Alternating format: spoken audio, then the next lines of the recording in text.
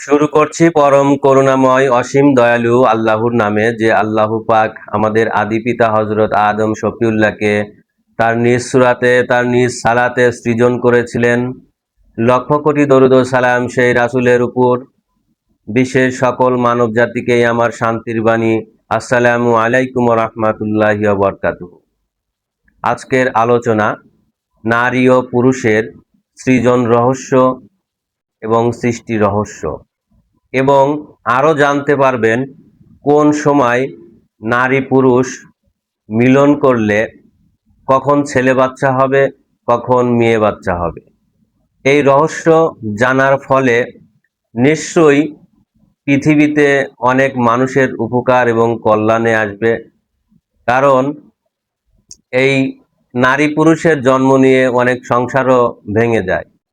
তাই আজকে আপনাদের মূল হাকিকত থেকে আমি বর্ণনা করব কিভাবে এই নারী পুরুষের সৃজন, এবং কোন সময় স্বামী স্ত্রী সহবাস করলে একটি পুত্র সন্তান লাভ হবে, একটি নারী সন্তান লাভ হবে, যাতে করে সবার জীবনে কল্যাণ বয়ে আনে।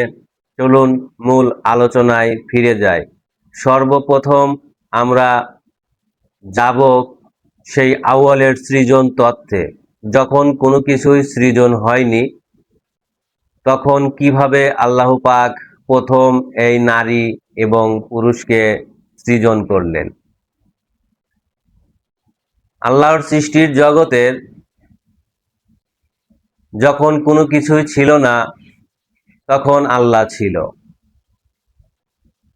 আল্লাহ ছিল নূর আকারে। আল্লাহর যে সত্য মালিকানা, সেটি একটি নূর, একটি জীবন। নারীর যে সত্য, সেটি হলো গর্ভ, সেটি হলো রাতের একটি জগৎ। আপনারা দেখেন, এই পৃথিবীতে দিনের জগৎ এবং রাতের জগৎ আছে,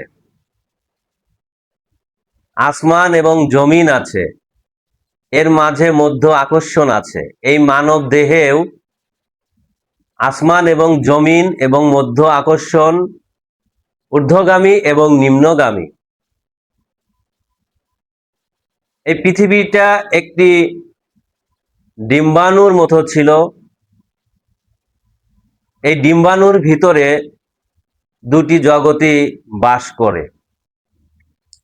সেই জগতের যখন সর্বপ্রথম একটি নফসকে সৃজন করা হয়, শুধু একটি নফস না, প্রত্যেকটি নফস এভাবে সৃজন হয়। সৃজন যে জিনিসটা হয়, সে জিনিসটা আত্মা। যখন রাতের জগৎ আর দিনের জগৎ, অর্থাৎ দিনের সত্য, দিনের যে জগৎ, সেটি একটি মাত্র নুরি সত্য, সেটা সূর্য সত্য, পুরুষ সত্য। রাতের যে সত্য, সেখানে অসংখ্য চন্দ্র সত্য ব্যতীত অসংখ্য গ্রহ নক্ষত্র বা তারকা রাশি থাকে। অর্থাৎ সবই সেই মায়ের গর্ভে অন্ধকারের ভিতরে থাকে। ওখান থেকে এই দুটি একত্রিত হয়ে সংঘর্ষ হয়ে একটি নফস তৈরি হয়। যেমন নারী পুরুষ যখন মিলন করে, এই মিলনের ভিতর দিয়ে উত্তপ্ত হয়ে দেহের ভিতরে সেই সূর্য আকর্ষণ এবং রাতের আকর্ষণ, সেই মধ্য আকর্ষণ ভেদ করে যখন দুটি একত্রিত হয়, সেই সংঘর্ষর ফলে ওখানে একটি নফস, ওটা সৃজন হয়। কারণ এই মানব ভাণ্ডের ভিতরে আপনি সারা জায়গায় যদি খোঁজেন, এক ফোঁটা বীর্য বের করতে পারবেন না। ঠিক যখনই এই কামনা বাসনার ভিতর দিয়ে দেহের ভিতরে সেই উত্তপ্ত, সেই ধ্বংসলীলার মতো একটি ঝড় আসে, যেটাকে ফুৎকার বলা হয়েছে কোরআনিক ভাষায়, যখন সেই ঝড় আসে, সেই ঝড়ের মাধ্যম দিয়ে একটি নফস শক্তি সৃজন হয়। অর্থাৎ সেই নূরের সাথে সেই রাতের সেই সত্যগুলো একত্রিত হয়ে একটি নফস সত্ত্ব সৃজন হয়। সেই নফস সত্ত্ব যখন সেই রাতের গর্ভে আবার তাকে প্রেরণ করা হয়, আলাদা একটি নারীর গর্ভে যখন তাকে প্রেরণ করা হয়, এমনি এই দেহের এই গর্ভে কিন্তু নফস সৃজন হলো। পুরুষের যে ভাণ্ড, এই গর্ভ, এখান থেকে কিন্তু নফসের সৃজন হলো। এবার এখানে কিন্তু নারীর সত্ত্ব আছে দেহের ভিতরে। আপনার এই নাভিমূল হলো মধ্য আকর্ষণ। এই নাভিমূল থেকে নিচের যে অংশ আছে এটি রাতের জগৎ, নফসের জগৎ। আর এই নাভিমূল থেকে যে ঊর্ধ্বগামী যে আমাদের অংশ আছে এটি হলো নূরের জগৎ। এটি হলো নূরের সেই সত্যগুলো থাকে। এখন এই নফস এবং নূরের যে একত্রিত হওয়ার ফলে একটি নফস সৃজন হলো, এই নফসকে আবার সেই নারীর গর্ভে দেওয়া হলো। দেওয়ার ফলে সেই নফসের ভিতরে আবার যেগুলো যে সৃষ্টিগুলো ছিল, সেই সৃষ্টিগুলো আমাদের দৈহিক যে গুণবলী আমরা ধারণ করি, আমরা যে খাই, মা এগুলো খাইতো আর কি করত, আমাদের সেই নফসের সাথে এগুলো যোগ লাগাইতো। যোগ লাগা পূর্ণ করে একটি দেহকে সৃষ্টি করে এই পৃথিবীতে নামিয়ে দিল। এই মানুষটা হলো সৃষ্টির মানুষ। আর আত্ম যে তৈরি হলো, ওই আত্মাটা হলো সৃজন মানুষ। ওই আত্মাটা যেমন কোনো কিছু, আমরা এই দেহ দিয়ে কোনো কিছু ধরতে পারি, দেখতে পারি, ইচ্ছা শক্তি আছে, শ্রবণ শক্তি আছে, কথা বলার শক্তি আছে। এই দেহর যেরকম কাজ, সেই আত্মা হুবহুব এরকম তার কাজ আছে। ওই আত্মা বা সৃজন জগৎ হলো জান্নাতি জগৎ। আরো পরিষ্কার করে দিচ্ছি, আমাদের এই দেহভাণ্ড হলো সৃষ্টি। এই সৃষ্টির জন্ম ক্ষণস্থায়ী, এটা মুক্তির জন্য দেওয়া হয়। কারণ এই দেহকে যদি আমার মা যদি বেষ্টনী করে না দেয়, তাহলে এখানে কোনো সৃষ্টির মুক্তি ঘটবে না। কারণ সৃষ্টিরা মুক্তি নেয় এই মানবে এসে, আর এই মানবের মুক্তি হয় পরমে। তাহলে আমাদের মা আমাদেরকে মুক্তি করে দিয়েছে ক্ষণস্থায়ী এই জীবনে, সৃজন তথ্যের ভিতর দিয়ে, আল্লাহ সত্যের ভিতর দিয়ে আমরা এই মানব জীবনে এসে পৌঁছেছি নিজেকে মুক্তি করবো জন্য। নিজের মুক্তি করার জন্য আমাদেরকে সেই সৃজন সত্তা বা আমাদের সেই আত্মার কাছে আমাদেরকে যেতে হবে। আত্মার যে মালিক, সেই মালিকের কাছে আশ্রয় চাইতে হবে, তার উপরে ঈমান আনতে হবে। তাহলেই কিন্তু আমাদের মুক্তি ঘটবে।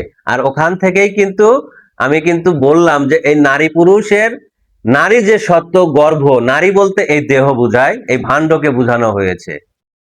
নারীর যে সত্য এটা এই দেহভাণ্ড। আর এটা যদি আলাদা করে দেখায়, নারীর সত্য এবং পুরুষ সত্য, এটি সেই সৃজন তথ্যে বা আউয়ালের সেই নুরি সত্ত্বে আলাদা আলাদা ছিল। একটি হলো দিনের জগৎ আর একটি হলো রাতের জগৎ।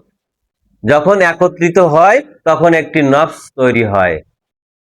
সেই নফস এই দেহের মতনই ধরতে পারে, ইচ্ছা থাকে, দৃষ্টি আছে, শ্রবণ আছে, বাক শক্তি আছে, সবকিছু আছে। আপনার যে চেহারা সুরত সৃষ্টি হয়েছে, আপনার নফস আপনার ভিতরে থাকে ওই রকমই তাকে দেখতে। আবার সেই নফসের ভিতর থাকে নূর, যেটা হলো মূল স্রষ্টার সত্য। নূরেরও সুরাত আছে। যাই হোক, এবার আসি কোন সময় মিলন করলে এই ছেলে বাচ্চা হয় বা মেয়ে বাচ্চা হয়। সায়েন্স বলে এক্স ওয়াই এক্স এক্স। আসলে এই মেয়ে বাচ্চার জন্য, ছেলে বাচ্চার জন্য অনেক সংসারে ভাঙন সৃষ্টি হয়, কিন্তু এটা সম্পূর্ণ এই নারী পুরুষেরই দায়। সবকিছু এই পুরুষের ভিতর থেকেই হয়, এবং নারীর কখন কোনটা ধারণ করবে সেটা বুঝতে হবে। ধরেন একজন, তার দুটি বা একটি মেয়ে বাচ্চা আছে, সে ছেলে বাচ্চা নিবে, তার খুব আশা আকাঙ্ক্ষা তার স্বামীরও এবং সেই স্ত্রীরও। এখন এই ছেলে বাচ্চাটা কখন হয়, এই পুরুষের ভিতর থেকে যে শুক্রাণু যে বীর্য বের হয়, ওখানে অনেক কীট থাকে। এর ভিতরে বিজ্ঞান বলতেছে যেটা পুরুষ কীট, সেটা আকৃতি একটু ছোট, যেটা নারী কীট সেটা আকৃতি একটু বড়, কিন্তু পুরুষ কীট অতি দ্রুত সেই ডিম্বাণুতে পৌঁছাতে পারে। নারী কীট তার তুলনায় একটু ধীর গতিতে পৌঁছাতে পারে। এবার আসেন এই নারী পুরুষের হরমোন ব্যালেন্স বা ইচ্ছা আশা আকাঙ্ক্ষা। যখন একটি পুরুষের শরীরে কামনা বাসনা তৈরি হয় আল্লাহর প্রকৃতি ন্যাচারাল ভাবে, তখন সেই নারীর হয় না। যখন নারীর প্রকৃতভাবে কামনা বাসনা তৈরি হয় তখন পুরুষের হয় না। যখন পুরুষের টেস্টোস্টেরন হরমোন লেভেলটা বাড়ে তখন নারীর সেই নারীত্ব যে হরমোন, ইস্ট্রোজেন হরমোন বলে না যেটা বল, সেটা কমতে থাকে। যেমন আমি যদি এটাকে সময়ের দিকে ভাগ করি তাহলে পুরুষের সন্ধ্যা থেকে রাত 12টা অবধি তার টেস্টোস্টেরন লেভেলটা কম থাকে, তার কামনা বাসনা উত্তেজনা কম থাকে। এই সময়টা নারীর বেশি থাকে, নারীর ভিতরে উত্তপ্ত এবং কামনা বাসনা ইচ্ছা শক্তিটা বেশি থাকে। ঠিক এই সময় যদি কোনো স্বামী স্ত্রী মিলন করে, সেই স্ত্রী যদি সুস্থ থাকে, পুরুষ যদি সুস্থ থাকে, যদি মিলন করে, নারীর ভিতরে যদি ইচ্ছা শক্তি বেশি থাকে, তাপ বেশি থাকে, এখানে তাপেরও বিষয় রয়েছে, তার শরীরের শক্তিরও বিষয় রয়েছে। যদি নারীর শরীরে সেই তাপ বেশি থাকে, তারা বুঝবেন আমি যে কথাগুলো বলতেছি এটা স্বামী স্ত্রী মিলে এটা আপনারা বিচার বিশ্লেষণ করবেন এবং কখন আপনার পার্টনারের সাথে আলোচনা করে নেবেন। যখন স্ত্রীর সেই শরীরে তাপ বেশি থাকবে তখন আপনারা মিলিত হবেন। তখন যদি স্বামী স্ত্রী মিলিত হয়, তখন স্বামীর যদি ইচ্ছা শক্তি বা কামনা বাসনা যদি নাও থাকে তবুও কিন্তু সে মিলন করতে পারবে এবং তার ভিতর থেকে সেই শুক্রাণুও কিন্তু বের হবে। ঠিক ওই সময় যদি মিলন করা হয় তাহলে পুরুষের যে শুক্রাণু কীটটা যেটা দ্রুত দৌড়ায় ও ডিম্বাণুতে বা সে জরায়ুতে কম সময় টিকে থাকে, সে তার স্পিড এত কিন্তু সে অল্প সময় ওখানে বেঁচে থাকে বা টিকে থাকে, তাকে দ্রুত সেই ডিম্বাণুতে ধারণ করতে হয়। তাই নারীর ভিতরে যদি তাপমাত্রা বেশি থাকে তখন সেই পুরুষ কীটটা অতি দ্রুত সেই ডিম্বাণুতে পৌঁছাতে পারে আর ছেলে হওয়ার সম্ভাবনা 100% থাকে। এবার আসি মেয়ে। রাত 12টার পর থেকে পুরুষের টেস্টোস্টেরন হরমোন লেভেলটা বাড়তে থাকে, কামনা বাসনা এবং লিঙ্গ উত্থানজনিত বিষয়টাও বাড়তে থাকে। ঠিক ওই সময় নারীর আবার কমতে থাকে। আর শেষ রাত্রের দিকে পুরুষের হরমোন বাড়ে, নারীর হরমোন কমে, ইচ্ছা শক্তি কমে যায়, তার ভিতরে তাপমাত্রা কমে যায়। ঠিক ওই সময় যদি মিলন করা হয়, সেই মিলনের ফলে যে শুক্রাণু বের হবে ওই শুক্রাণুর গুলোর ভিতর থেকে যে পুরুষ যে শুক্রাণু, সেই শুক্রাণুগুলো সেই ডিম্বাণুতে পৌঁছানোর আগেই তারা ওখানে শেষ হয়ে যাবে, কারণ নারীর ভিতরে তাপমাত্রা কম তাই। কিন্তু পুরুষের ভিতরে তখন তাপমাত্রা বেশি, দৈহিক তাপমাত্রা কামনা বাসনা বেশি, তার ফলে এক্স হবে, শারীরিক মিলে একটি নারীর অস্তিত্ব তৈরি হবে, নারীর নফস নারীর অস্তিত্ব তৈরি হবে। ঠিক ওই সময়টা যারা মেয়ে সন্তান নিতে চান তারা আপনার পার্টনারের সাথে একত্রিত হয়ে মিলিত হয়ে তারা কথা বলে নেবেন। যখন নারীর ভিতরে তাপমাত্রা কম থাকবে, পুরুষের ভিতরে বেশি থাকবে, ওই সময় মিলন করলে 100% মেয়ে হওয়ার সম্ভাবনা রয়েছে। অনেকেই আমরা বলি যে সবকিছু আল্লাহ দেয় না কেন? আরে এগুলো আধ্যাত্মিক বিষয়, আত্মার সাথে এগুলোর সম্পর্ক, আমাদের কর্মের ফল। আমরা যা কিছু পৃথিবীতে করছি সবই আমাদের কর্মের ফল। আমি যদি আমাকে বাঁচাই তাহলে আমাকে সৎকর্ম করতে হবে, আমার জীবনকে আমার গড়তে হবে।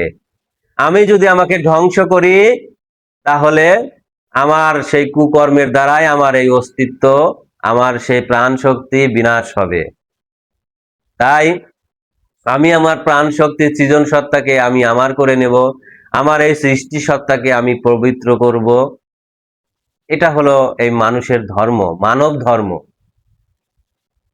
এই যে আমি আপনাদের কাছে সেই আত্মতথ্য তুলে ধরলাম, আমার মনে হয় না পৃথিবীতে কেউ এত সুন্দরভাবে আপনাদেরকে আপনাদের কল্যাণের জন্য এভাবে বুঝিয়েছে, এই আত্মতত্ত্ব ভেদ পরিষ্কার করে দিয়েছে। এই ভিডিওর মাধ্যম দিয়ে যদি এই ভিডিও পূর্ণভাবে কোনো মানুষ শোনে, নারী পুরুষের সৃজন তত্ত্ব সে বুঝতে পারবে এবং এই সৃষ্টি তত্ত্ব কখন কিভাবে মিলন করলে নারী পুরুষের জন্ম হয়, অনেক সংসারে এর জন্য ভাঙন ধরে। আমার দরদিরা, আপনারা আমার এই ভিডিওটা ফলো করবেন, আপনারা শুনবেন গভীর মনোযোগ দিয়ে, আপনাদের কল্যাণ হবে। এবং ছেলে বাচ্চা নিতে চাইলে ছেলে বাচ্চা হবে, আল্লাহর কাছে প্রার্থনাও করবেন, দয়া চাবেন, মালিকের কাছে চাবেন, সে অন্তর দ্বারা চাবেন আপনারা, হে মালিক আমার এটা প্রয়োজন, এটার জন্য আমি এটা করলাম, আমার নিয়ত, আমার ইচ্ছা, আল্লাহ নিশ্চয়ই সেটা পূর্ণ করবে। আল্লাহর কাছে চাওয়ার মতো চাইতে হবে এবং সঠিক কর্ম করতে হবে। আমরা যা কিছু করি সবই আমাদের কর্মের ফল। আমি যদি আমার মঙ্গল করি, সেই মঙ্গলের কাজ করতে হবে, এটা আমার জন্য। আমি কোথায় যাব এটা নির্ধারণ করি আমি নিজেই। আমি দোজকে যাব কি জান্নাতে বা সুখময় স্থানে যাব, এটা নির্ধারণ আমি নিজেই করি, এটা আল্লাহ করে না। আমার ভিতরে আমিত্ব যে জিনিসটা, সেই জিনিসটা এই যে আমার স্বার্থের জন্যই কিন্তু আমি পাপ কাজ করি, আমার ভালোর জন্যই কিন্তু আমি মঙ্গলের কাজ করি। যখন এই পাপ পূর্ণ আলাদা আলাদা হিসাব যখন নিজের ভিতরে ধরে তুলবেন, তখন আপনার সবকিছু পরিষ্কার হয়ে যাবে। যাই হোক, আমি মোটামুটি ভাবে আপনাদেরকে ক্লিয়ার করেছি। আপনারা, আশা করি আমার এই ভিডিওটি ভালো লাগলে চ্যানেলটি সাবস্ক্রাইব করবেন, লাইক করবেন এবং কমেন্ট করবেন। বিস্তারিতভাবে আরো সুন্দরভাবে যদি কোনো কিছু জানার জন্য প্রয়োজন পড়ে, আমার ফোন নম্বর দেওয়া থাকবে ডেসক্রিপশনে। অবশ্যই আপনাদের প্রতি দোয়া এবং ভালোবাসা রইল। এ বলে আমি আমার ভিডিওতে আমার কথা এখানে সমাপ্তি করছি। আসসালামু আলাইকুম ওয়া রাহমাতুল্লাহি ওয়া বারাকাতুহু।